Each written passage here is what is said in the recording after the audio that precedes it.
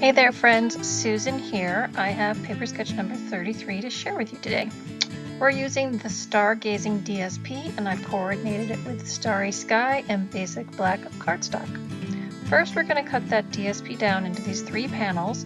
We're going to use the 4x5 1/4 on the project today.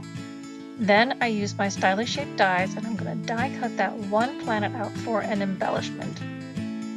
Next we need to stamp our sentiment. So with the color and contour stamp set, first some mark ink and I'm using white emboss powder. I heat embossed the "You're So Amazing" on a black banner cut out with those stylish shaped dies.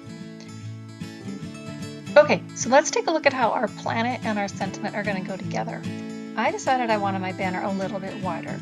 So I die cut a second banner out of fresh freesia. Then I'm going to cut it in half and add it to the back of our black banner.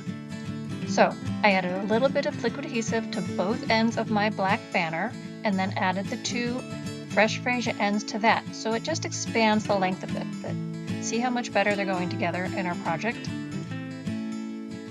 So here are all the parts and pieces for the card we're going to put together. It's going to be nice and simple now. Remember that all these details are on the mini tutorials you can subscribe to, and the links for that are in the information below. So we always start by putting our card base together, give it a score at 4 1/4, fold it along the score line, and then crease it with a bone folder.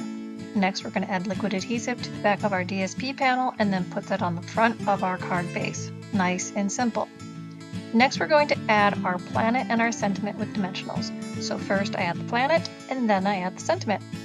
I wanted to dress this up just a little bit, so I used some fresh freesia gems from the Tinsel Gems packet around on the space background.